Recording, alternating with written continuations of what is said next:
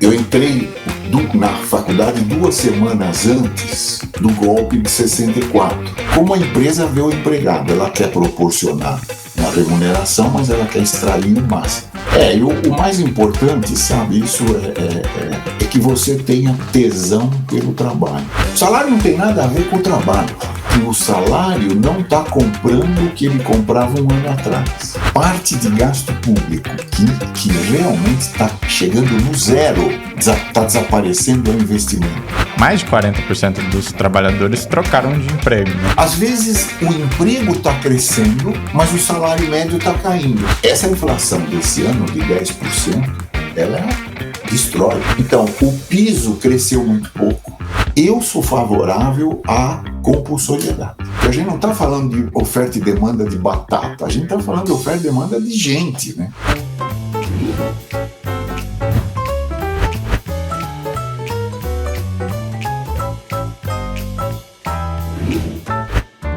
Seja bem-vindo ao 5º Dia Útil. Hoje eu tô na companhia do João e tô na companhia do Gabriel, estreando esse negócio aqui. Gabriel, seja muito bem-vindo. Obrigado. E ninguém menos que Hélio Zilberstein, o nosso professor de economia. Professor, obrigado, seja bem-vindo. Eu é que devo agradecer. Para mim é sempre uma alegria estar com os meus amigos da carreira Miller, que é uma consultoria muito, muito competente, muito íntegra, que eu recomendo sempre.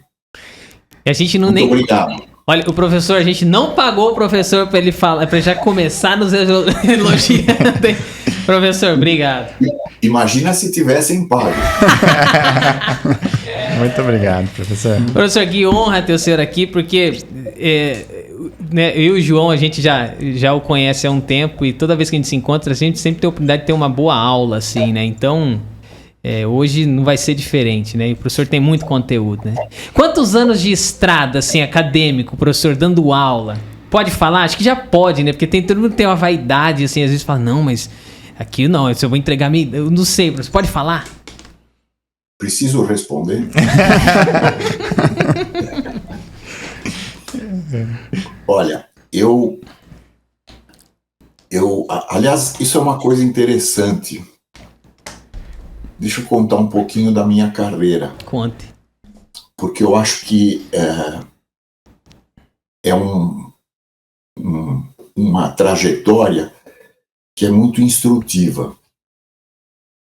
Eu, quando tinha 17 anos, eu hoje tenho 76 anos. Então, isso faz quase 50 anos, né? Eu fui fazer um teste vocacional. Naquela época, a gente fazia teste vocacional. E o teste vocacional, sabe o que deu? Física. Então, eu fiz o vestibular para física. Terminei o 3º colegial, fiz o vestibular e entrei no curso de física da USP, que naquela época era ministrado na Faculdade de Filosofia, Ciências e Letras. Hoje, essa faculdade encolheu, ela é Filosofia, Letras e Ciências Humanas. É a famosa FEFELESH da USP.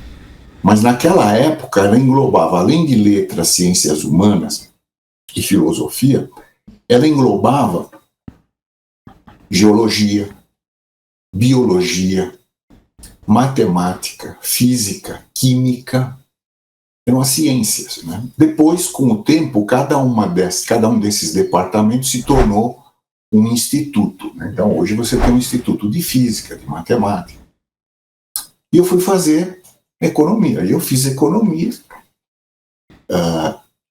Eu entrei na faculdade 2 semanas antes do golpe de 64. Então vocês podem imaginar o ambiente em que eu fiz esse curso, né, nos anos 60, aquele clima. E aí eu fiz o curso de física e fui ser professor. Eu fui professor de ginásio, de colégio. Eu fui fundador de cursinho. Mas aí eu vi que a carreira de professor não me levava a grandes horizontes. E aí aconteceram uma série de eventos na minha vida e eu acabei fazendo um vestibular de novo para economia. E aí eu me formei já velho, com mais de 30 anos. Pô, aí tirou em pra economia. gente.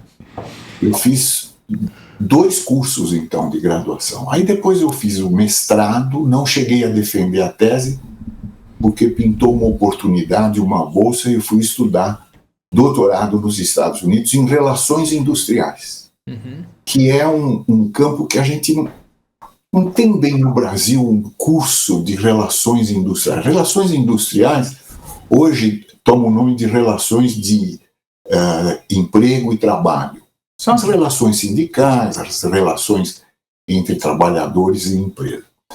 Mas por que eu achei interessante contar tudo isso? Porque, na verdade,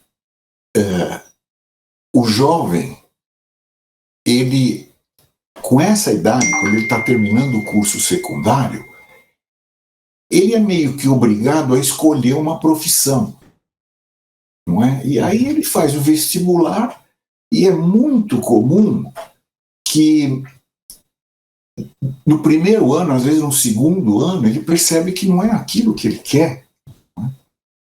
E ele sai e vai fazer outro curso. No meu caso, eu felizmente terminei, eu gostava muito de física, mas vejam que essa coisa de teste vocacional, essa coisa Não consegue não funciona muito bem, né?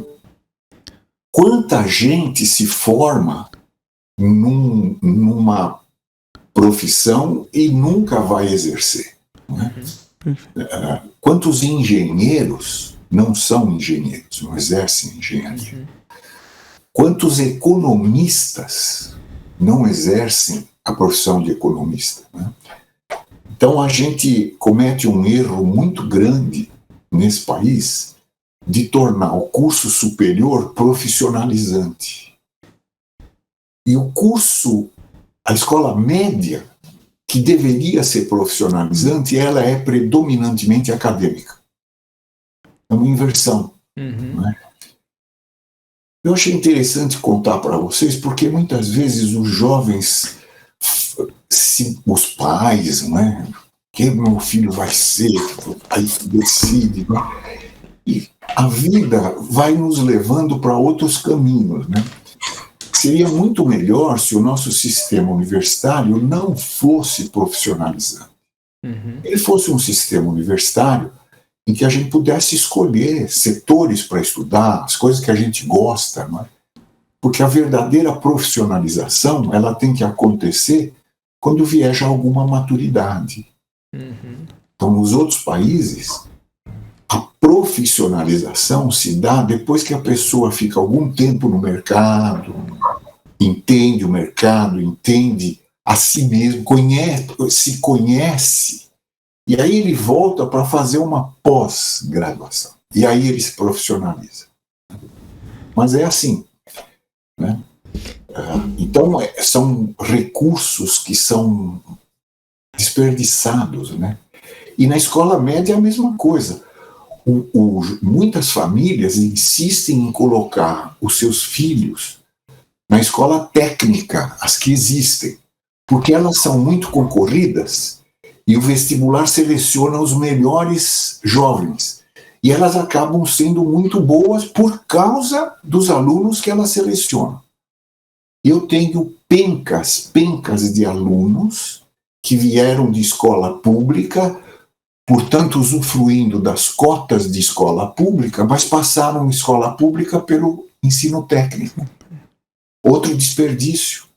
Quer dizer, a gente forma técnicos que querem fazer o vestibular para uma área que não tem nada a ver com aquilo que eles fizeram. Quer dizer, é um desperdício enorme de recursos, né? E, enfim, uma ineficiência. Eu acho que isso é interessante para as empresas também, porque nós estamos chegando num momento, a gente teve uma mudança recente no currículo do ensino médio, e agora é possível que o ensino médio seja profissionalizante. E os créditos das disciplinas de profissionalização vão contar finalmente como créditos no currículo do aluno. Porque até hoje ele tinha que fazer todo o ensino médio normal, acadêmico, e mais as disciplinas profissionalizantes. Agora vamos poder integrar isso aí. Isso é uma oportunidade para as empresas. Elas podem fazer consórcios, convênios com o sistema escolar e passar a formar a sua mão de obra na idade em que ela deve ser formada. Que é assim que funciona na Europa, por exemplo. A Alemanha toda funciona assim. A Coreia funciona assim. O sistema escolar e as empresas treinando os seus profissionais no conteúdo que as empresas precisam. E isso facilita a transição da escola para o mercado de trabalho. O jovem tem dificuldade de encontrar trabalho porque ele não tem experiência. E a empresa não quer contratar alguém que não tem experiência. Né? Então fica um catch-22 aí. Percebe que há uma série de oportunidades aí que é bom a gente informar. Eu saí do tema. Mas de jeito nenhum. Sabe por quê? Professor, o senhor disse um negócio que é tão incrível. E por isso que isso aqui é um podcast e a gente não...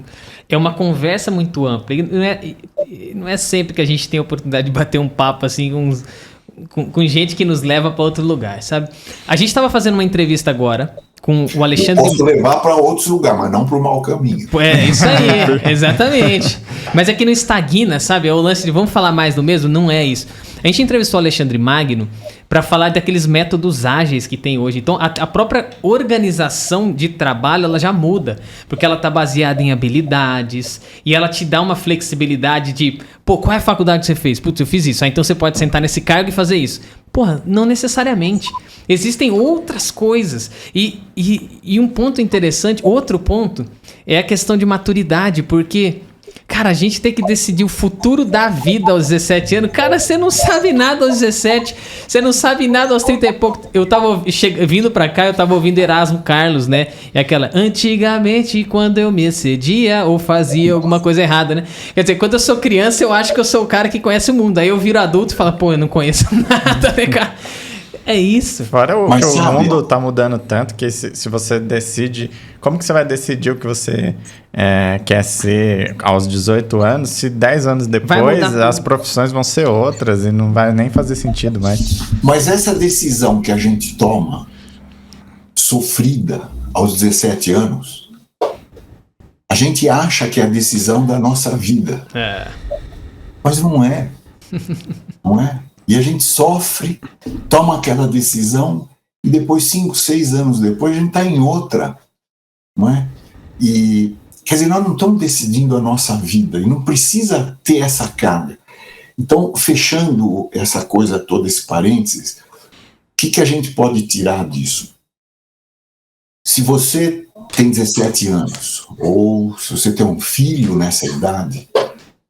E ele tem que escolher. Ele terminou o colegial, você quer que ele estude, claro. O melhor a fazer, claro, tem que ver as aptidões dele, mas o melhor a fazer é escolher um curso que abra e não um curso que feche. Por exemplo, o meu curso de física que eu fiz é um curso que fecha. Não é bem... Qualquer curso acaba abrindo, porque a gente aprende matemática, aprende a física, é uma coisa muito bonita, você começa a pensar na vida, no universo e tal, mas os cursos que abrem, que ensinam habilidades, modos de pensar, esses são os cursos melhores, porque mesmo que você não goste desse curso, vale a pena ficar até o fim, porque ele te abre caminho. Nesse sentido, o melhor curso para fazer é engenharia. Por quê? É mais chato. Mas engenharia ensina a resolver problema. E é o que a gente tem hoje, né? O que é o método ágil? Uma aptidão absolutamente essencial nos dias de hoje. Pois é, cara. Um outro curso que abre bem é administração. A administração é um pouco mais soft, um pouco mais soltinha. O curso de economia é um curso interessante, porque ele também ensina uma maneira de pensar, ele ensina a importância de modelos, de instrumentos matemáticos para você prever. Então, ele te dá uma série de habilidades que vão ser úteis mais tarde. Agora, esses cursos mais de ciência mesmo, a gente deveria escolher depois, né? Por exemplo, nos Estados Unidos, o curso de medicina é pós-graduação. Você não faz graduação em medicina. Aqui a gente faz graduação em medicina. Eu acho que uma dica legal também, que serviu muito bem para o meu caso, né? É você experimentar as matérias, porque quando a gente está no ensino médio, a gente não sabe o que é de fato economia e essas outras matérias. E uma coisa que me serviu muito foi entrar na universidade pública, que é aberto, para conhecer esses cursos. Então, de vez em quando eu ia ver uma aula de economia, ia ver uma aula de biologia, que era para tentar me encontrar. E aí, como meus amigos eram mais velhos, eu tive a oportunidade de entrar na sala de aula com eles, mesmo estando no ensino médio. E aí foi uma coisa muito legal, porque na hora que eu tive aula de economia, eu tive também a certeza de que era esse curso que eu queria fazer. Então é uma dica aí para o pessoal mais novo. Professor, obrigado por esse parêntese, porque esse assunto ele está em pauta direto aqui com a gente, né? Solução de problemas, métodos ágeis. E hoje a vida está muito nessa linha, assim. O que a gente quer com esses bate-papos é justamente isso, responder um monte de questões, né? Como a gente tem hoje, né? A gente atualiza a nossa base, a gente faz uma série de coisas. O que a economia impacta nos salários e como o profissional de remuneração ele lida com essas matérias. E veja só, não é uma matéria, o cara não estudou economia, certo? Você olha para a remuneração e fala assim, os caras de remuneração estudaram economia? Deveriam? Pô, se trouxessem essa habilidade, né, para o currículo, seria muito amplo, cara. Você estava falando disso aqui ontem no que a gente estava gravando. E uma coisa que eu percebi também, vindo para cá, é que apesar de não ter, eu sendo o primeiro economista, o pessoal sabe muito, assim, então conversar com o João, com o pessoal do time, eles têm uma boa base do que é economia, então é bem legal. Sim. Mas realmente uma coisa que complementa a outra. No estudo, no boletim que a gente fez, deu para perceber bem claramente como eles se unem, esses temas. Sim, sim. Professor, como é que andam, então... Quer falar uma coisa? Acho que faltou responder a pergunta. Quer dizer, eu dei toda essa volta e não respondi. Há quanto tempo eu já fiquei meio acanhado. Falei, não vou perguntar, né? O professor já me respondeu com parênteses, eu falei, vou deixar. Não, conta então, vai. Quanto tempo eu estou na estrada? Então, essa minha trajetória, eu só fui fazer eu dei aula em colégio. Então, eu só fui fazer o concurso na Faculdade de Economia no ano de 1985, eu tinha 40 anos. Então eu entrei na Faculdade de Economia aos 40 anos e me aposentei aos 68 anos. Quer dizer, eu fiquei 28 anos, aproveitei o tempo que eu tinha anterior de INSS, de funcionalismo público também. Eu fui professor em escola pública e aí eu me aposentei com 68 anos. Mais 2 anos eu teria que me aposentar compulsoriamente. Mas eu achei melhor me aposentar. Então eu fiquei como professor de economia full time 28 anos. Eu me aposentei e agora eu sou o que a gente chama na USP de professor sênior, que é um arranjo muito legal. A gente é aposentado, a USP mantém a nossa sala para nós e a gente não recebe salário, mas em troca da estrutura que é posta à disposição para nós, a gente tem que dar uma disciplina por ano, quer dizer, um semestre por ano. E é isso que eu faço. Eu dou um curso chamado Instituições do Mercado de Trabalho, sempre no 2º semestre. Então, isso é um arranjo legal, porque a USP ainda aproveita a minha experiência, o meu conhecimento, né? Porque senão teria que descartar o professor.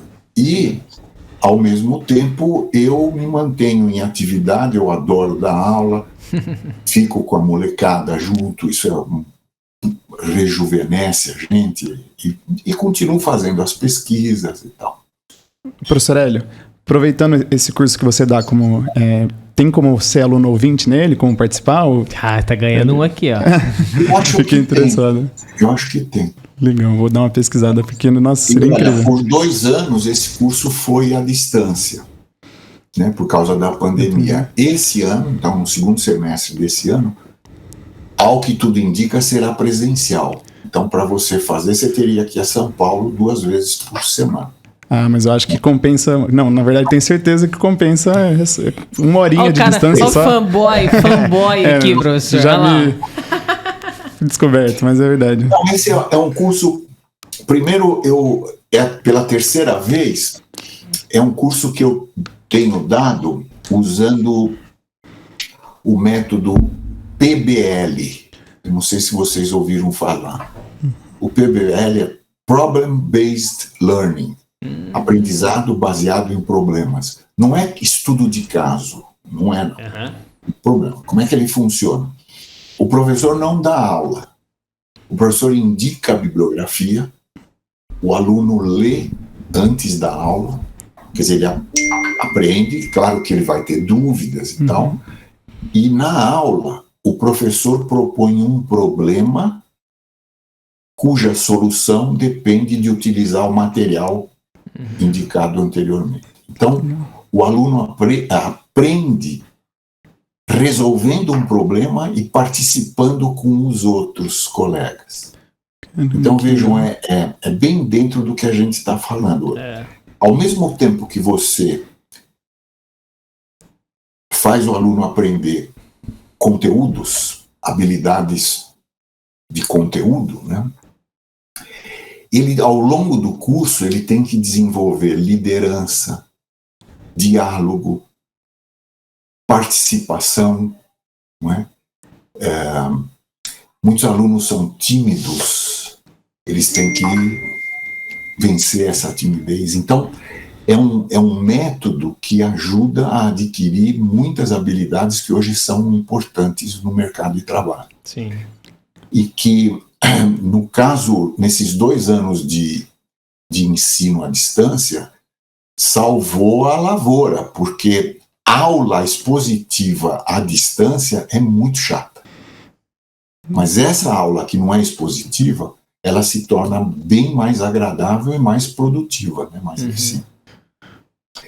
E o conteúdo do curso é o seguinte: o assunto é relações de trabalho. E existe um conceito na literatura chamado sistema de relações de trabalho, que é o conjunto de procedimentos, instituições e regras que administram as relações entre empregados e empresa e o governo. Então, o curso ele é dado em 3 partes. A primeira parte são as instituições da empresa. E aí a gente vê os fundamentos microeconômicos do RH.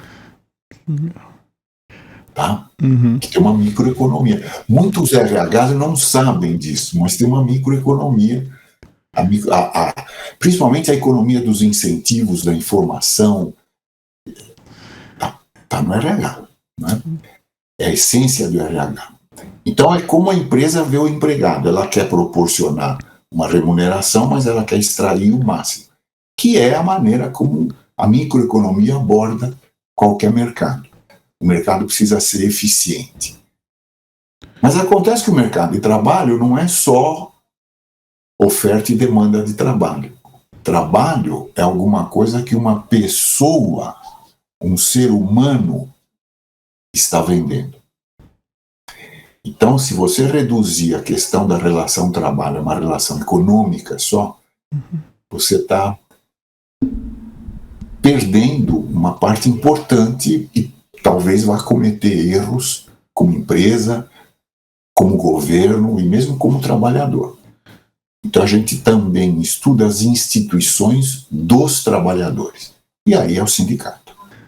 O que o sindicato faz, o que ele quer. Perdão. Existem modelos de sindicatos, modelos microeconômicos de sindicatos, modelos políticos de sindicato. E aí a gente aborda tudo isso.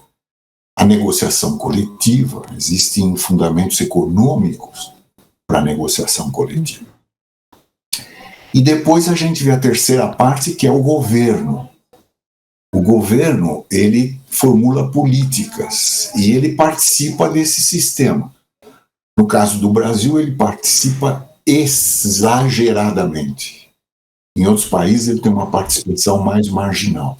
Então, a gente estuda as políticas que o governo faz. Legislação trabalhista, seguro-desemprego, previdência, treinamento. Então, esse é o curso. É um curso muito interessante, temas altamente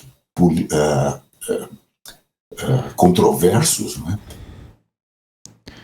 Controversos e atuais também, né? A gente tem visto cada vez mais, né, na mídia, o pessoal comentando bastante sobre tudo isso que foi falado. É verdade. É isso aí. Legal. Cara, olha lá, ó. Sabe o que eu fico feliz, professor? É que o senhor adapta o seu estilo até hoje. E você poderia ter chegado aqui, ó. Como é que você dá aula? Rapaz, faz 40 anos que o rapaz senta ali, eu começo a falar na orelha dele e acabou. Não é assim, né? Então, o tempo, a idade, ser velho não tem relação com idade. Ser velho tem relação com parei de aprender, né? E o mais importante, sabe, isso é essencial, é que você tenha tesão pelo trabalho. Você tem que gostar do que você faz. Sim. Porque senão, se você não gosta, você vai ficar contando os dias para se aposentar. E hoje em dia a gente se aposenta velho, né? A gente bate as botas lá. Eu, pelo menos, pretendo gastar muita lenha ainda. Né? Então, se você não se renovar, se você não procurar alguma coisa que te atraia para fazer, né? O pessoal do RH costuma dizer que você, no trabalho, você tem recompensas intrínsecas e extrínsecas, né? O que é uma recompensa extrínseca? O salário. O salário não tem nada a ver com o trabalho. O salário não tem nada a ver com satisfação ou insatisfação no trabalho que você faz. Você pode ficar insatisfeito de receber pouco, mas você pode gostar do que faz. Não é? E o contrário também. Então, o salário é a recompensa extrínseca. Agora, o importante é que o trabalho tem que ter recompensa intrínseca.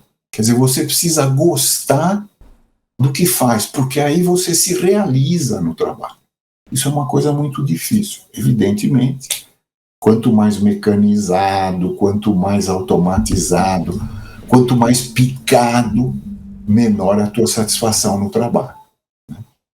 Então, de certa forma, a evolução que a gente está vendo hoje, por incrível que pareça, ela pode resultar lá na frente em pessoas mais satisfeitas com o trabalho, porque essa parte picada, rotineira, tal, ela tende a desaparecer. O computador vai fazer.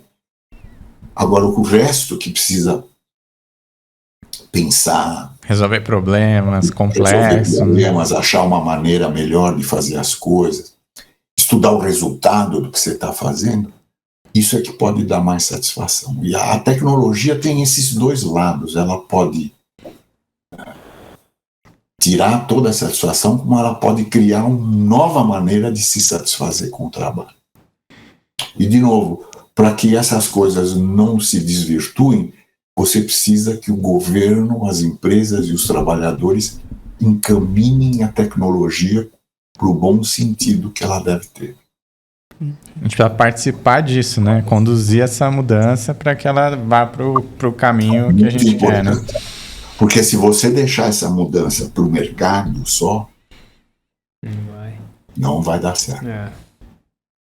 Muito doido. Ô, professor, o senhor torce pro Palmeiras? Mora aí perto, né? Você sabe que eu ia perguntar isso pra vocês? O professor é corintiano, rapaz, tá tirando. Aqui é nós, mano. Aqui é nós, mano. E o Palmeiras no Mundial amanhã é Brasil, professor? Não. Brasil é Brasil, Palmeiras é outra coisa. Não. Essa aí é só conversa de narrador.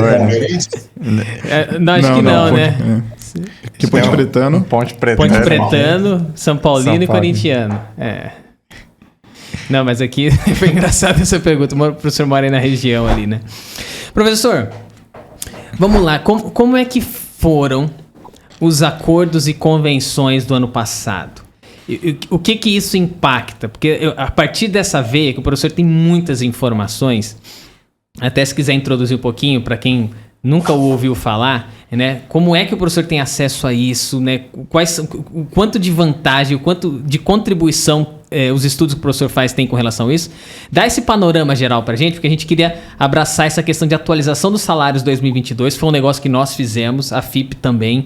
Então, conta um pouquinho como é que isso transitou, porque teve um impacto muito interessante na evolução salarial. Posso fazer um merchandising? Pode, por favor. Vou aproveitar. Eu coordeno na FIP um projeto chamado Salariômetro. Esse salariômetro tem duas coisas. Uma é a pesquisa salarial, que é só salarial, o salário de carteira. Não é a pesquisa salarial que a carreira faz. É só o salário de carteira e a gente extrai isso do CAGED. Né? E a vantagem disso é que não é amostra, é todo o universo e pode ser desagregado por município, por atividade econômica, por ocupação, 2.500 ocupações da CBO. Então, isso é uma das atividades do salariômetro.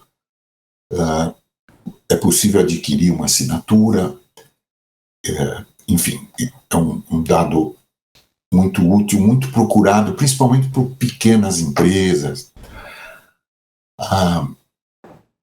O outro lado, que é o lado que dá mais trabalho, é o acompanhamento da negociação coletiva.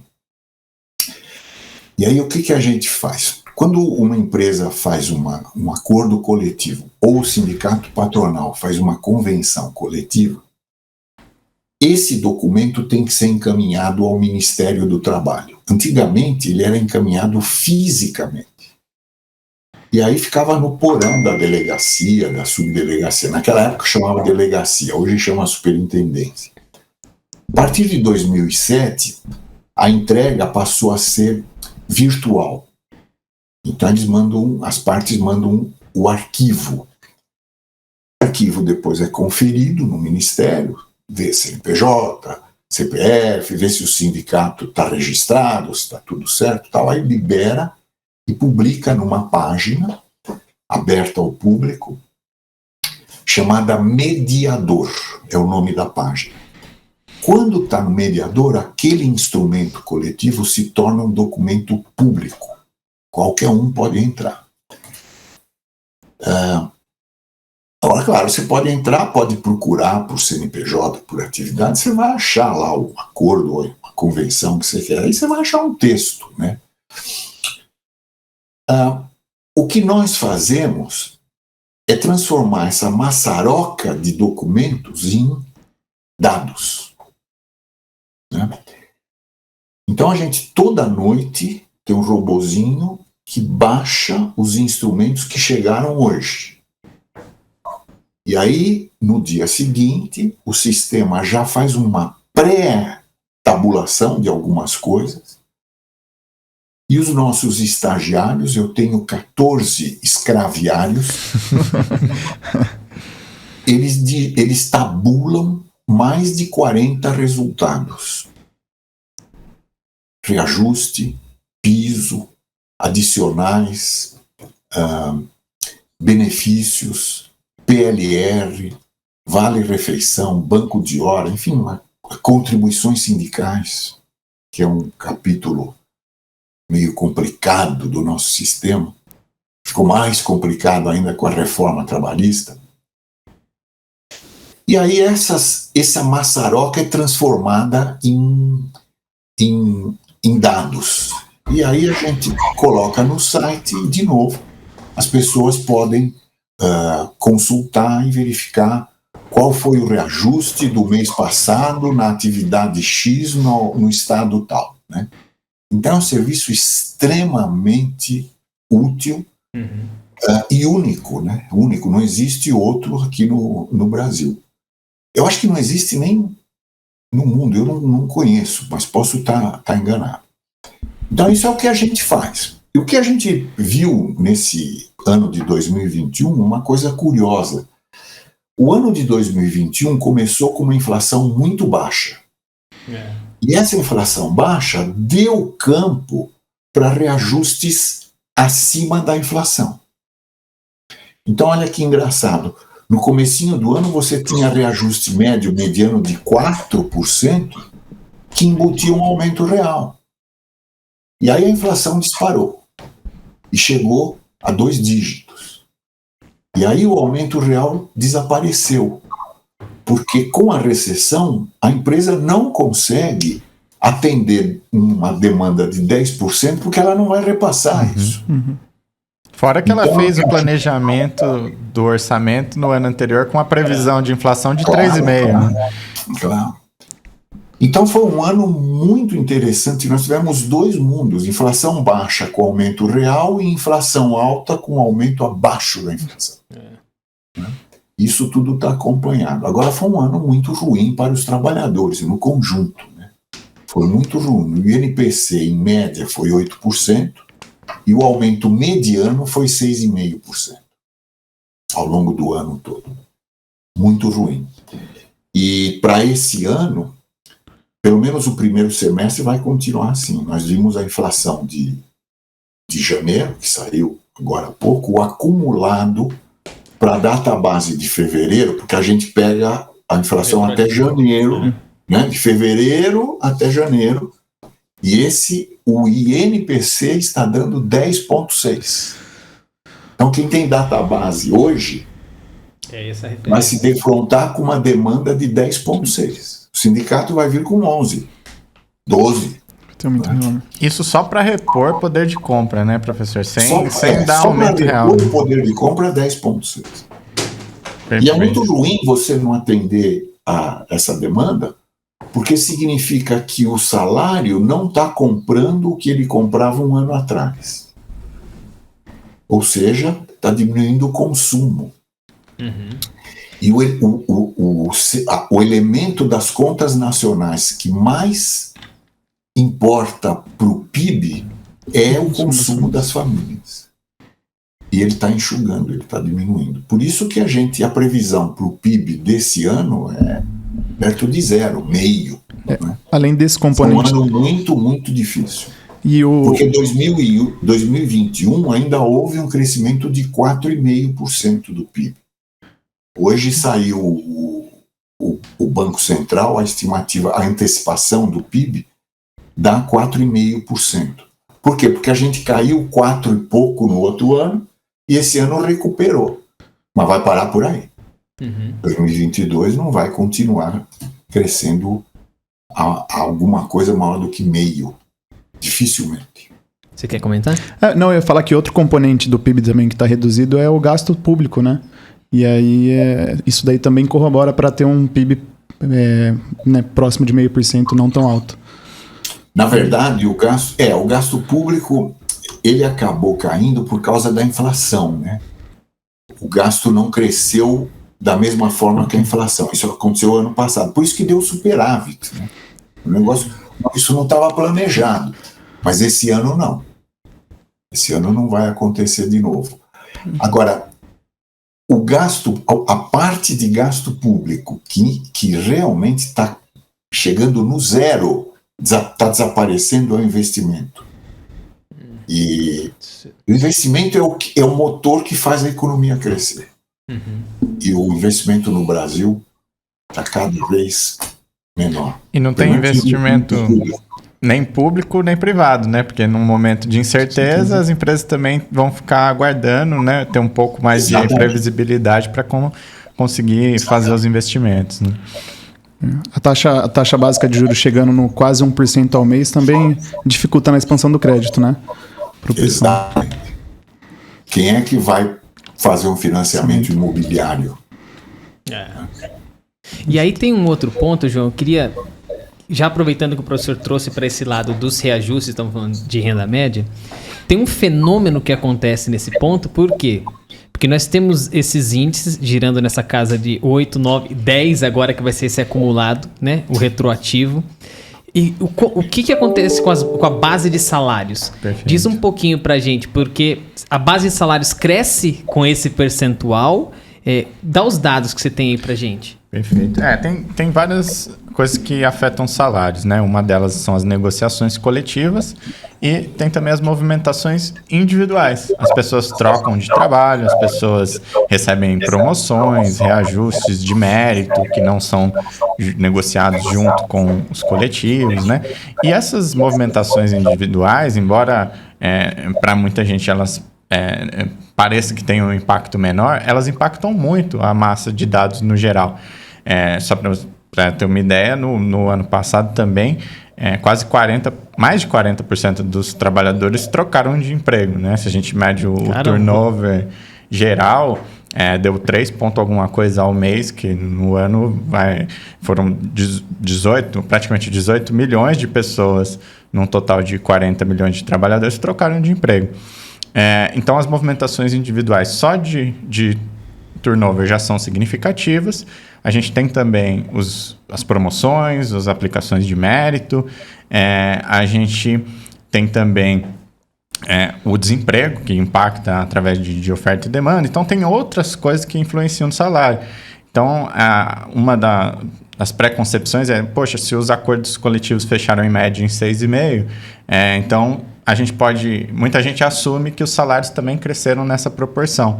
Só que quando a gente olha, e aí tem diversas metodologias para fazer essa análise, uma delas é o salário médio nacional, que que o Ministério da Economia mede, e ele divulgou que os salários, de forma absoluta, caíram. Então, não é só que os acordos foram abaixo da inflação e tiraram poder de compra. Além disso, no absoluto mesmo, se a gente olhar o salário médio do brasileiro, ele caiu a gente tem o dado aqui, 2.400. 2.449. Né? De 2.700 para 2.400. Ou seja, além de não crescer como a inflação, ainda caiu na média geral. E para muita gente isso não fica claro, né? Como que isso acontece?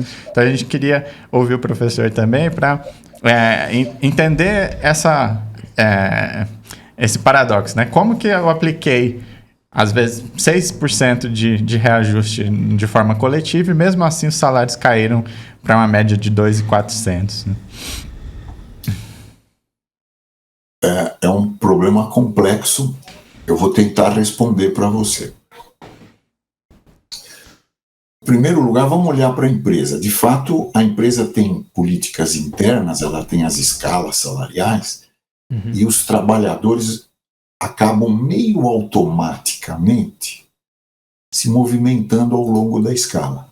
Aliás, esse é um problemaço comum a todas as empresas, porque elas tentam condicionar a promoção, tanto horizontal como vertical, à avaliação de desempenho, essas coisas, mas a gente sabe que isso não funciona.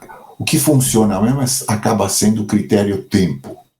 Passou um tempo, o cara anda mesmo e recebe um aumento. Então, se isso é verdade, nós deveríamos ter, no final de algum tempo, todo mundo exprimido no salário mais alto, no ponto mais alto da escala. Mas não está. Por quê? Por causa da rotatividade. O cara chega lá, sai, aí entra outro aqui. Né? Você falou bem, se você olhar, dá uma olhada no próximo CAGED, quantas pessoas foram desligadas e quantas foram admitidas. É mais ou menos assim, eu vou dar um número, mais ou menos 1.600.000 admissões e 1.400.000 desligamentos. É um negócio bárbaro, horrível. A rotatividade do trabalho no Brasil é massacrante por diversas razões. A gente poderia ficar aqui uma tarde falando sobre isso. Isso é um efeito muito ruim, porque se o trabalhador não dura na empresa, ele não adquire o conhecimento, a experiência, a produtividade dele não cresce. E como os vínculos duram muito pouco, ele não investe na empresa, a empresa não investe nele e a produtividade fica estagnada. Esse é um problemaço do nosso mercado de trabalho. Mas então, mesmo uma empresa que tenha políticas meio automáticas de aumento de salário, ela acaba não refletindo essa política na folha dela, né? Agora, ela deu o reajuste, não é?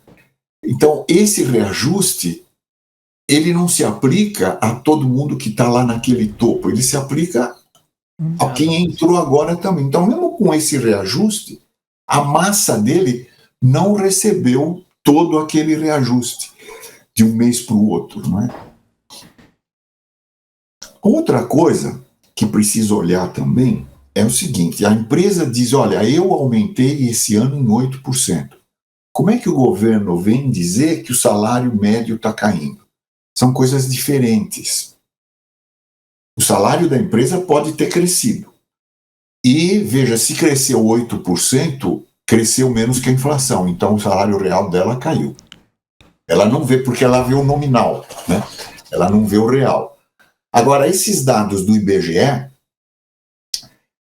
eles, a cada mês que o IBGE divulga a PNAD, ele está corrigindo todos os salários que ficaram para trás para o valor do real desse mês. Então, esse 2.700 que virou 2.400, ele não era 2.700, ele era 2.400 lá atrás, mas se aplicou a inflação, ele virou hoje 2.700. E o salário hoje está 2.400, então caiu em termos reais, não nominais. Agora, então por que ele caiu? Primeiro, por causa da inflação. E segundo, porque por causa dessa rotatividade, muita gente está entrando no mercado de trabalho. E uma boa parte dos que entram, eles vão para o setor informal, que ganha menos.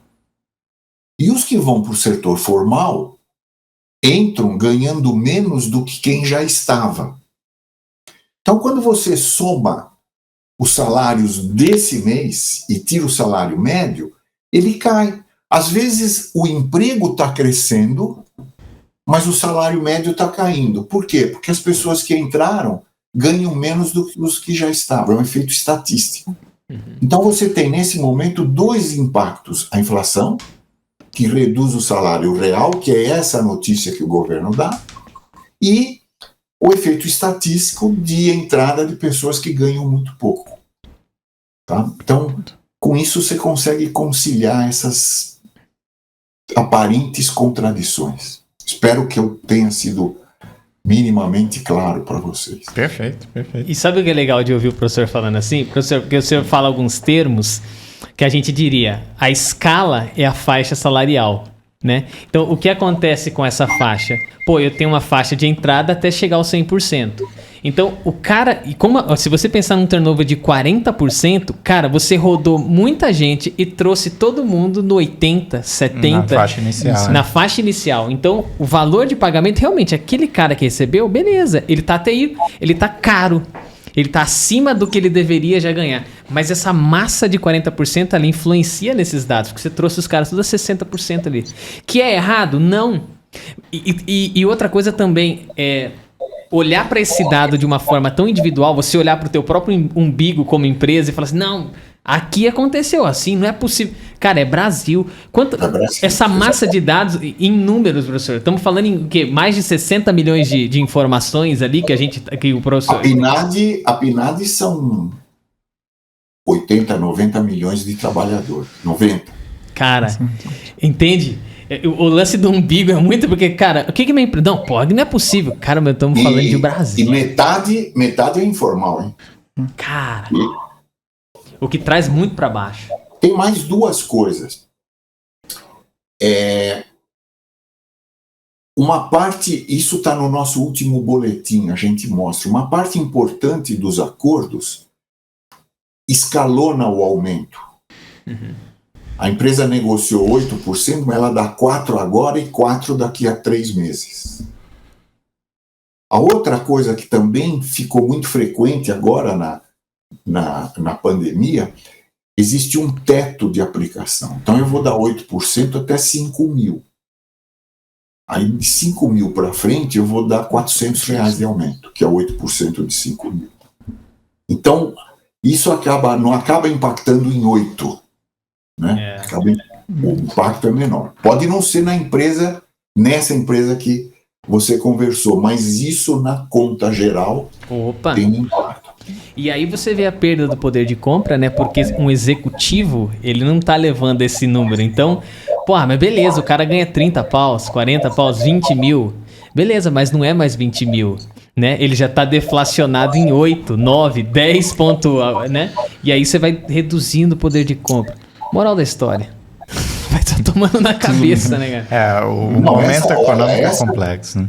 Essa inflação desse ano de 10%, ela destrói, porque se você ganhava 10 mil há um ano atrás e não teve aumento, você está ganhando 9 mil. E as empresas estão congelando muitos aumentos, porque elas fizeram o planejamento orçamentário quando a previsão de inflação era 3,5%. Então elas reservaram 3,5% para os acordos coletivos, 1% para reajustes individuais, e aí gastou 10% com o coletivo, não vai gastar nada com o individual. Sim. Esse é um ponto de impacto muito grande. O que mais, professor, o professor pode levantar na questão desses acordos e convenções? Né? Porque a gente pega um momento pré-pandemia e depois de pandemia, muita coisa já muda. E o que aconteceu eu não posso dizer que é pós, mas o que já tem mudado nesses acordos e convenções, o que dá para fazer de leitura? Olha, uma coisa interessante, isso está no nosso boletim, que a gente percebeu, nós fizemos um levantamento dos últimos 3 anos de alguns benefícios, né? Então, o piso cresceu muito pouco. O vale refeição e vale alimentação meio congelados. E os preços do supermercado. E um benefício que cresceu de 2020 para 2021 foi a PLR. Cresceu 25% o valor mínimo ou máximo, agora eu não estou lembrado. Por quê? Aí é fácil de entender, e vejam, se o Brasil tivesse todo mundo com uma PLR legal, talvez salários um pouco menores, mas PLR grandes, nós estaríamos numa situação muito melhor. Porque o que aconteceu? Esse aumento na PLR de 2020 para 2021, ele ocorreu automaticamente, porque os resultados melhoraram. Em 2020 foi um desastre. A PLR foi muito pequena. Em 2021 melhorou. Qualquer seja a métrica usada, produtividade, market share, produção, não é? A coisa melhorou. Mesmo o absenteísmo deve ter diminuído. O pessoal ficou, né? Deixou, eu não vou faltar, não. O Corinthians ganhou ontem, eu não vou encher a cara, deixa eu trabalhar. Né? E, então, a PLR aumentou, refletindo um aumento da produção, da produtividade. E a PLR é uma coisa, ela é mal usada, ela virou para muitos casos um 14º incondicional, mas onde ela é bem usada, ela é maravilhosa. Se a economia do Brasil tivesse uma PLR, o nosso ajuste no ciclo econômico seria muito mais tranquilo, preservando o emprego. Porque na recessão a PLR cai, eu não preciso mandar ninguém embora, minha folha caiu. Você torna o custo variável, né? Você reduz o custo fixo, deixa um custo variável ali que vai refletir o resultado da empresa, né? E proteger o trabalho. Apareceu. E agora uma outra coisa muito, muito sintomática dos nossos tempos é a contribuição sindical. Vocês sabem que essa coisa da contribuição sindical está muito, muito mal resolvida no Brasil. A reforma de 2017, ela acabou com a compulsoriedade da contribuição sindical. E isso desmanchou a principal fonte de renda da maioria dos sindicatos. Eles sofreram muito com isso. Porque, pela reforma, o trabalhador que não se pronunciasse, ele ficou livre de contribuir. Para ele contribuir, ele tinha que dizer que tinha que contribuir. Normalmente, o sindicato faz o passado, faz o contrário. Você não quer contribuir, então traz uma carta, vem aqui, aí dá um horário de 1h30, uma fila de 3.000, uma pessoa atendendo. No horário comercial, hein? O que a reforma fez foi o contrário. Uma coisa que era obrigatória virou opcional e só quem quer contribuir é que se manifesta. Isso foi um desastre. E aí apareceram subterfúgios. Ficou muito difícil de concluir as negociações por causa disso. E os sindicatos e as empresas chegam a fazer arranjos, eu vou usar uma palavra aqui, esquisitos, para não ser muito, né? Porque obrigam o que não pode ser obrigado. E não é o imposto, a antiga contribuição sindical, são as outras contribuições. Por exemplo, está cada vez mais frequente a contribuição por serviços. O que é isso? O sindicato vende uma pólice, um plano de consulta, de coisa, e obriga a empresa a comprar per capita. E é tudo meio fajuto, meio, enfim. Está muito mal resolvido. Bom, aí o que a gente fez? A gente calculou o valor mediano das contribuições, de todas as contribuições sindicais, tanto de empregadores, sindicatos patronais, como sindicatos de trabalhadores. Sindicato patronal de 2020 para 2021, aumento, 0. Nominal, hein? 0. Sindicato dos Trabalhadores, aumento nominal, 15%. Acima da inflação. Então vejam que quadro interessante. O sindicato não consegue repor a inflação no salário, mas ele tem ganho real na contribuição. Eu vou deixar para nossa audiência pensar qual a explicação aqui. Tá? Cara, isso é uma manobra, isso é muito importante, porque parece que foi ontem, trouxemos o Reinaldo aqui, o professor comentando dessa virada de chave, o que seria, lembra, professor? Não sei se vai lembrar de um episódio lá, como é que vai ser, como que o sindicato, as coisas vão se rearranjando de um jeito, quer dizer, talvez a classe que precisa ser representada para ter algo em favor dela, vamos lá, vamos discutir esse momento agora, certo? Todo mundo vai pagar na ponta, isso aqui custou mais caro na ponta, e você não ganha, o arroz e feijão, tudo bem, se você já come caviar é outra coisa, você pode escolher não comer, mas se você come arroz, feijão e carne, meu amigo, você vai deixar de comer carne, porque nesse momento alguém não está olhando para essa discussão mais ampla, sabe? E continua ganhando. Enfim. Emerson, deixa eu fazer um esclarecimento aqui. Talvez uma parte da audiência não concorde com o que eu acabei de dizer. Fica parecendo que eu não gosto dos sindicatos, né?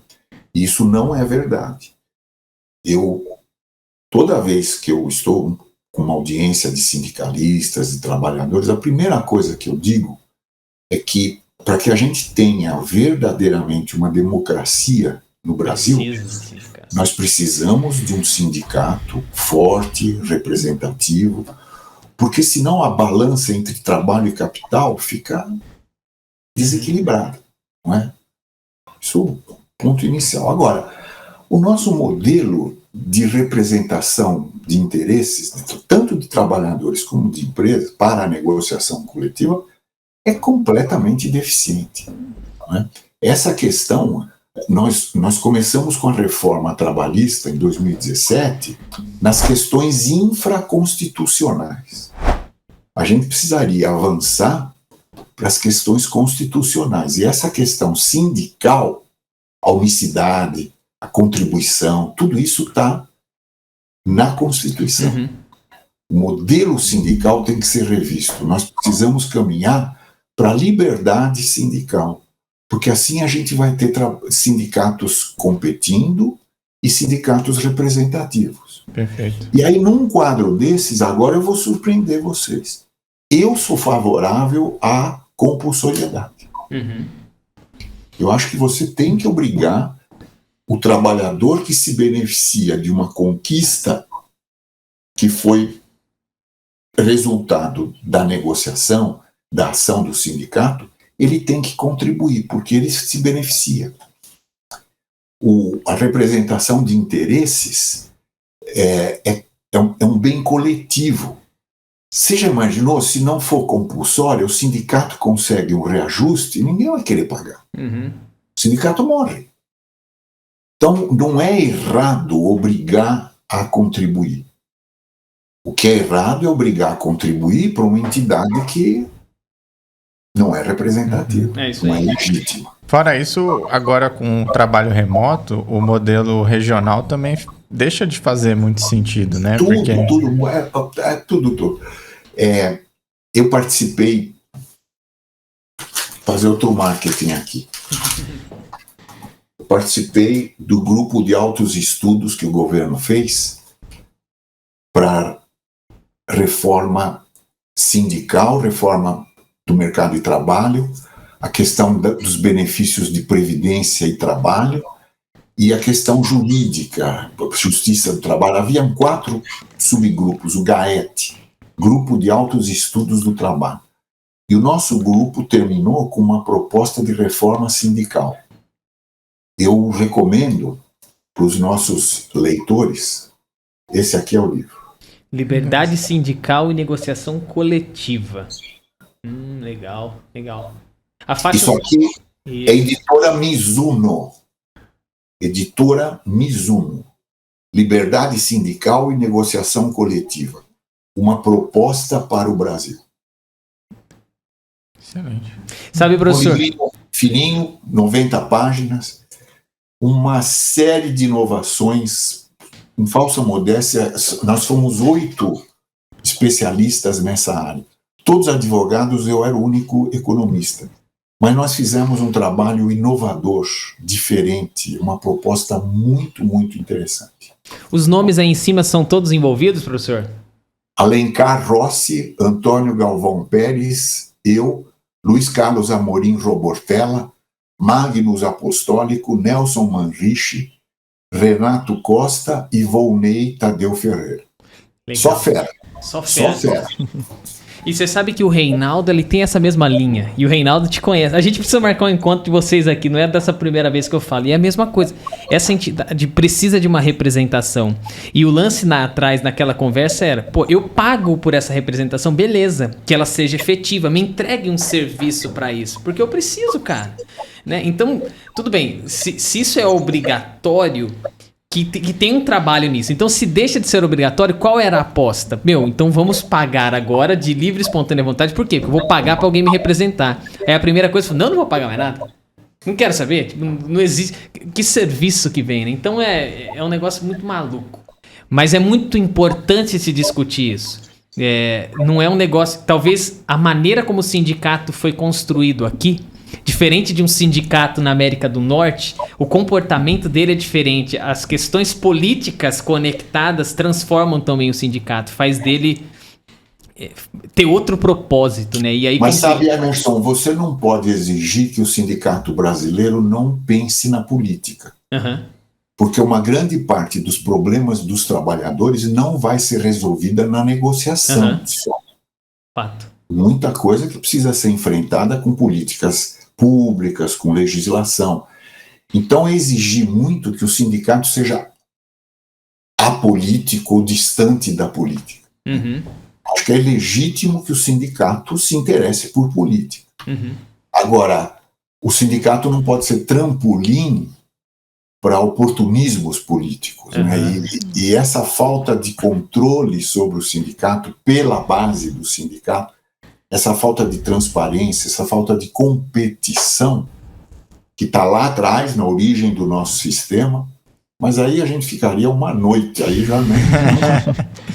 Quer dizer, é um problema, o nosso sistema está errado no início, na concepção dele.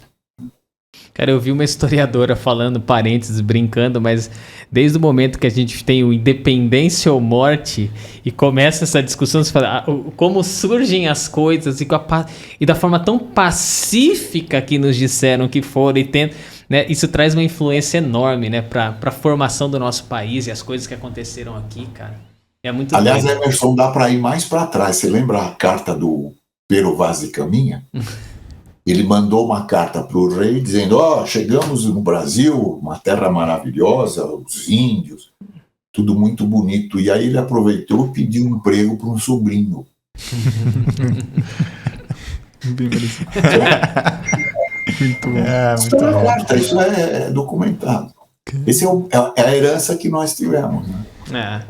Nossa, é muito, muito maluco, assim. Professor, pegando um pouquinho dessa linha, e agora a gente falou muito de onde não foi corrigido, mas teve outras áreas de destaque que eu acho que aí elas pularam, né, cara? São umas coisas malucas. Vocês têm dados aí também, né? Que área de e-commerce, engenharia, né? Isso já se comporta diferente. Tem uma relação com oferta e demanda? Por que ali foi diferente? E toda essa base de operacional, isso traz indícios para uma leitura mais futuro? Quer dizer, a indústria está acabando nessa questão operacional e está precisando mais de gente. Como é que você vê isso, cara? Perfeito. Quando a gente olha no detalhe, né, a gente fala do reajuste médio e a gente está falando de coisas média, mediana, mas tem pontos fora da curva, né? A gente observou que tem posições que estão aquecidas, que os salários têm crescido bastante, especialmente ligado aí à parte de tecnologia, né? Então, cargos de desenvolvedores, pessoal de e-commerce, segurança da informação, essas áreas cresceram bastante. Salários do comercial cresceram bastante, mas foi uma recuperação, porque no ano anterior tinha caído muito as comissões e agora teve uma recuperação. Engenharia civil também uma recuperação, tinha caído muito, estava um pouco parado ano passado. Congelou o setor, né? Recuperou um pouco. Mas agora não sei como é que vai ficar a engenharia civil com a Selic nos patamares novos. Mas teve esses pontos fora da curva. São áreas que se destacaram, com crescimentos em alguns casos até acima da inflação, para algumas posições específicas. Então, o cenário é complexo. Ao mesmo tempo que a gente fala assim, os salários não estão crescendo de acordo com a inflação, está havendo uma desvalorização do trabalho, e as empresas percebem isso, falam, mas eu não estou conseguindo, por exemplo, contratar desenvolvedores. E aí, realmente, isso faz sentido, porque o salário desse grupo em específico descolou totalmente dessa realidade geral, da mediana. Então, não dá para a gente colocar tudo no mesmo pacote, né? Isso é interessante. E o professor percebe isso também, porque essa é uma das áreas. Começa o lance do resolver problema, tá vendo? Eu deixo de ser uma máquina, e olha no começo da conversa, e parece, é um parênteses não tão necessário, totalmente necessário, porque essa galera tá resolvendo problema, cara. E é raro, né? Você vai nichando agora. E o RH também vai ter que resolver problema, né? Como é que eu lido com o meu orçamento que eu desenhei lá atrás, que agora a inflação tá nos patamares que estão? Como que eu reajusto os salários de uma forma que eu consiga contratar desenvolvedores, mas eu não descolhe do mercado nas posições que o salário está diminuindo, e como que eu concilio tudo isso, né? De fato, esse é o pessoal que resolve problemas, mas eles precisam estar aparelhados, instrumentalizados para resolver esses problemas. O que eu quero dizer com isso? 10, 15 anos atrás, seria muito difícil você arrumar um emprego, um bom emprego, se você não soubesse muito bem Excel e inglês, não é? Hoje, você precisa saber programar, você precisa saber lidar com a tecnologia, tecnologia de dados, né? Aí sim você consegue resolver problema. É a inovação. E aí eu queria dizer duas coisas. Então, se você quer se preparar, e vejam como a nossa escola está completamente desatualizada em relação a isso, né? Isso nem passa pelos nossos conteúdos. Então, se você quer se preparar para o mercado de trabalho, você precisa, por tua conta, ir aprendendo isso, de fato. Agora, essa demanda por qualificações tecnológicas, tecnologia da informação, enfim, isso cria um enclave no mercado de trabalho. Essas ocupações são muito bem remuneradas, E as outras, que ainda são mais manuais, mais rotineiras, começam a ser mal remuneradas. Continuam cada vez mais. Então, o mercado de trabalho do passado era mais ou menos um contínuo de salários. Hoje, ele está segmentado. Você tem um pessoal ganhando muito bem, ou está tendendo cada vez mais para isso, e um pessoal ganhando mal. E eu não estou falando do Brasil, eu estou falando do mundo. Essa desigualdade no mercado de trabalho é uma coisa muito preocupante. Agora, de novo, talvez eu surpreenda vocês. Isso é ruim para o Brasil? Sim, é ruim porque a gente não consegue preparar as pessoas para ocupar esse nicho aqui. Vai haver sempre uma escassez de mão de obra e os salários aqui vão subir cada vez mais. Vai demorar muito tempo para a gente poder equipar a nossa mão de obra, os nossos jovens, para ocupar esses postos de trabalho. Mas, por outro lado, e aí vai um pouquinho de otimismo, né? A gente não deve pensar que o pessoal que não tem essas habilidades está condenado ao desemprego, à miséria, à pobreza. Não.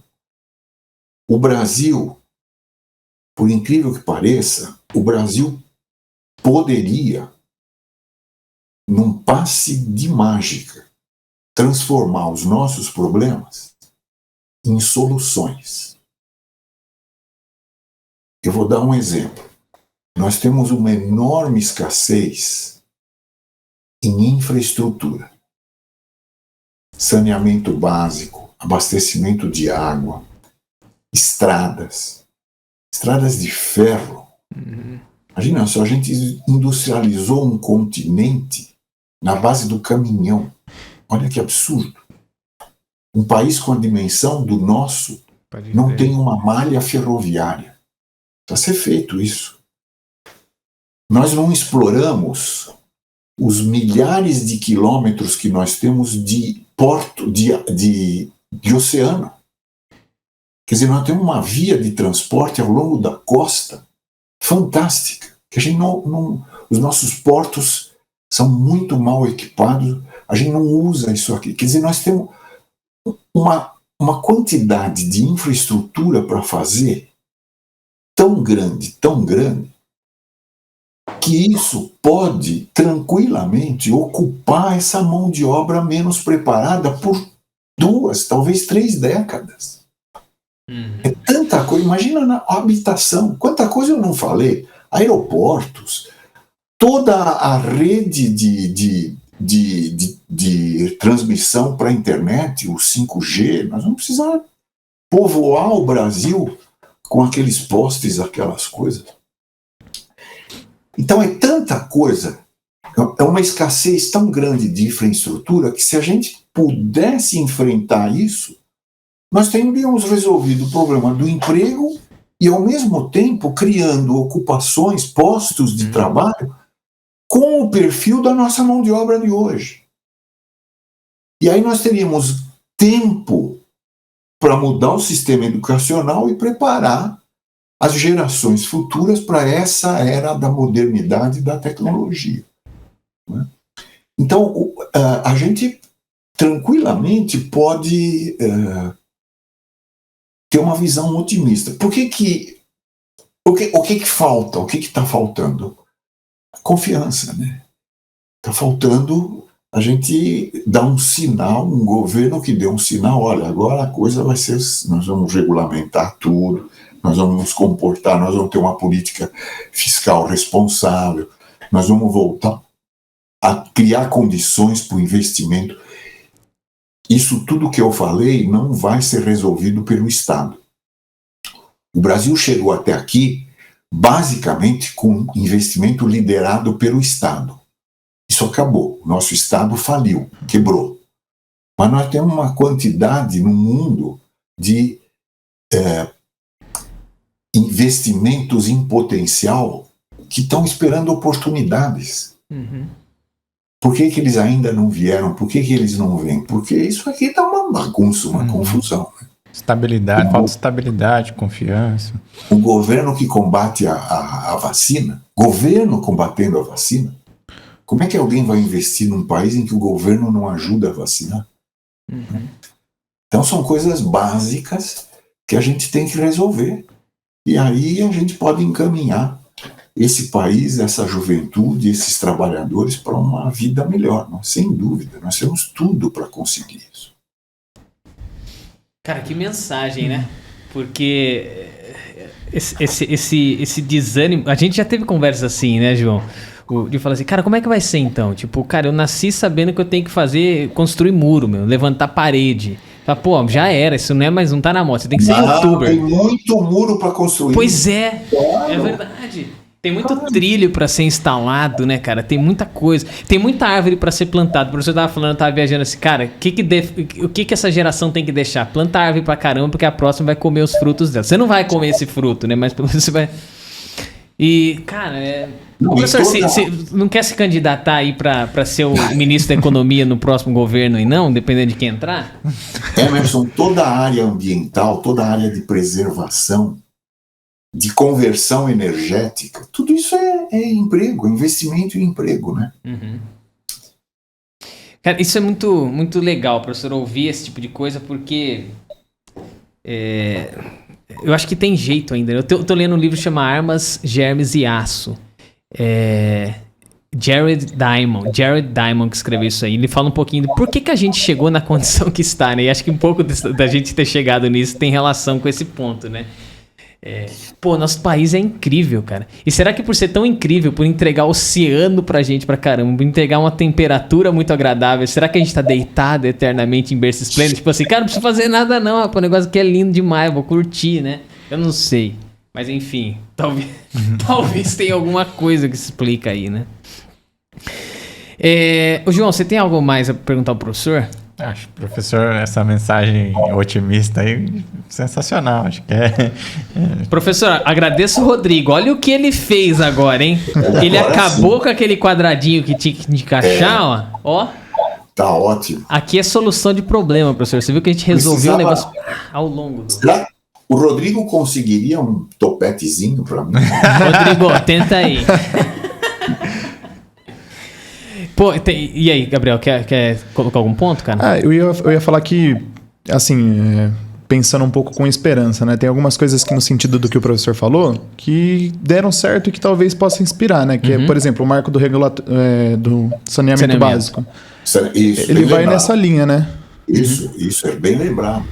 Olha só, foi aprovada uma lei, depois de muito tempo, finalmente o Congresso desovou, e a lei estabelece, olha que coisa fantástica, que as prefeituras têm até 2033 o prazo para abastecer com água 100% dos domicílios e com esgoto 90% dos domicílios.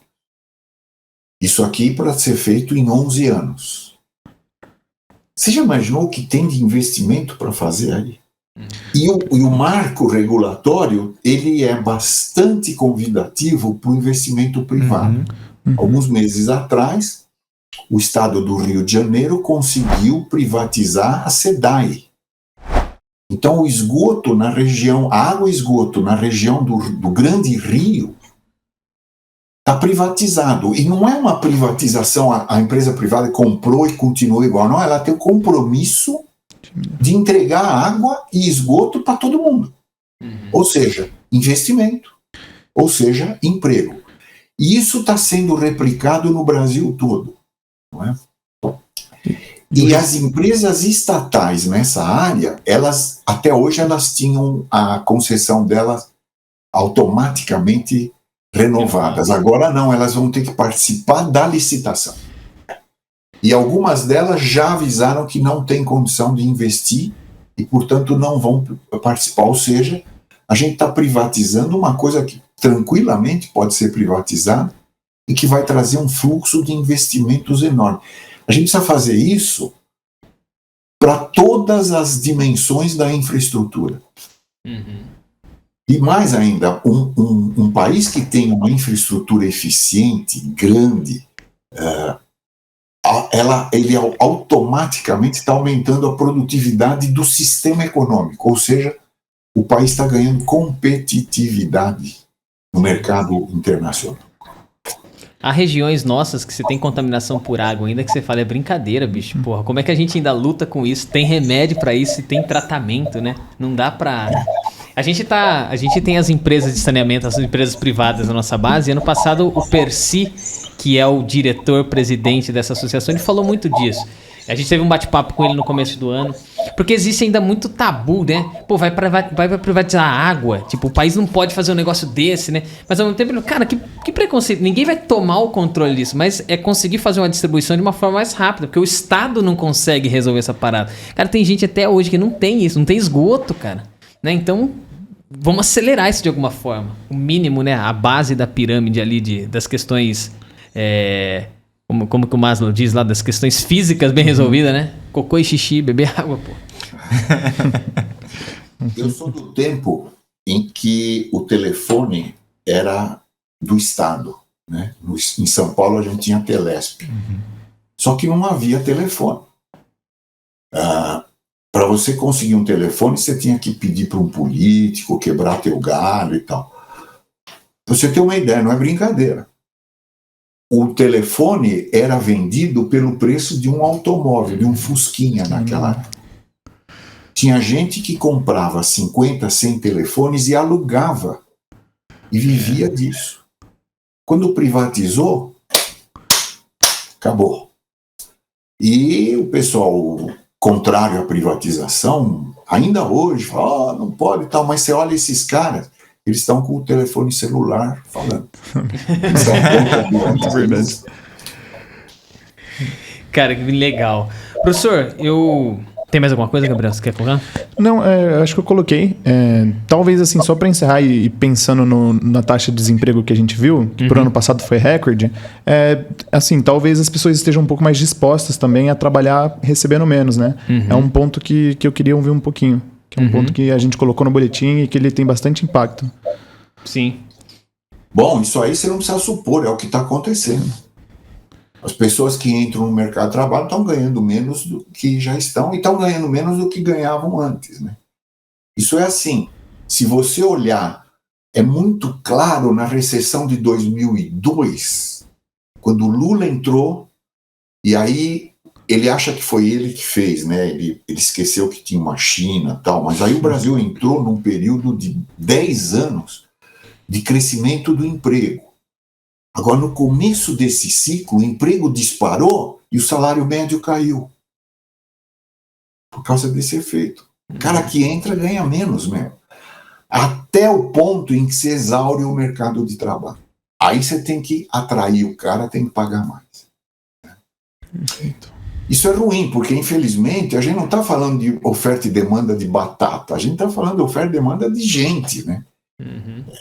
Por isso que a gente tem salário mínimo, por isso precisa ter política de amparo às famílias mais vulneráveis, evidente. Certinho, perfeito. Professor, queria muito agradecer a tua presença de novo aqui com a gente, falando de um tema que é bem legal, que toda atualização de base é bom a gente fazer uma conversa como essa. Queria dizer que, essa parceria nossa é incrível. A gente curte demais isso, porque além de aprendizado, tem uma troca de dados muito interessante. Eu não canso de dizer nas reuniões comerciais, a gente é parceirão do Hélio lá, entendeu? O Hélio é o Hélio da FIP, do salariômetro, porque esses caras dão uma condição, uma base de análise pra gente de dados que é muito grande dentro da consulta salarial, sabe? Que a recíproca seja, sabe? Que a gente também esteja fazendo isso, professor, sabe? Que a gente, lá daquela conversa, não queremos sugar, a gente quer fazer essa troca, sabe? Eu espero que do lado de cá a gente também possa... A gente aprende muito com vocês também. Que legal. Essa parte prática, operacional, das visões mais teóricas, acadêmicas, né? É muito bom para nós. Que legal, que legal. Ficamos honrados, assim, né? Quer mandar um abraço pro professor? Um abraço. Muito obrigado, professor. Como sempre, uma aula mesmo. A gente agradece demais aí a parceria. E ganhou um novo funk, fale. Não, com certeza. Eu já era fã antes, agora eu fiquei mais ainda. Então, vou continuar acompanhando. Obrigado pela aula, realmente foi uma honra estar aqui. Legal. Fiquei muito feliz. Foi um prazer para mim. Sempre um prazer. Legal, professor. Muito obrigado pela presença. E você, que... Aliás, eu queria deixar o professor dar aquela mensagem final, mas antes dela, se você tá aí agora, soca o dedo naquele like, compartilha esse vídeo e vamos longe com esse conteúdo que a gente quer inspirar muita gente, fazer muita gente pensar. O professor deixou vários questionamentos aqui. Um soco no estômago, assim, que dá aquela parada, mas faz parte, você tem que dar uma respirada para se reconsertar. Professor, dá aquela mensagem final para todo mundo. Não, eu só desejo para vocês, a gente já está no segundo mês do ano, mas ainda é tempo de desejar um bom ano de 2022, não é? E eu tenho desejado duas coisas para os meus amigos, meus parentes, pessoas como vocês. Primeiro, saúde, né? A gente precisa ter saúde, vamos superar logo essa pandemia, vamos vacinar todo mundo, que é a melhor defesa que a gente tem. E junto com a saúde, eu desejo que vocês consigam fazer boas escolhas esse ano. Não é? A vida ela é sempre uma sucessão de escolhas. Mas esse ano, a gente tem uma escolha muito importante para fazer em outubro. Que a gente consiga fazer uma boa escolha. E que a gente tenha opções boas para escolher. Não é? Eu espero que a gente não fique reduzido como nós ficamos a duas opções. Vamos ter diversas e que a gente possa escolher um caminho que nos traga todas essas coisas que são a nossa esperança. Tá dito. Muito obrigado. Eu quero continuar essa história aqui desse papo político. Eu vou fazer uma pergunta, mas não precisa divulgar a resposta, né? Vamos desligar aqui, aí eu vou te fazer a pergunta. Professor, obrigado a todos vocês. Muito obrigado por estar com a gente no episódio. Até o próximo. Valeu. Valeu, tchau. Obrigado, pessoal. Tchau, tchau.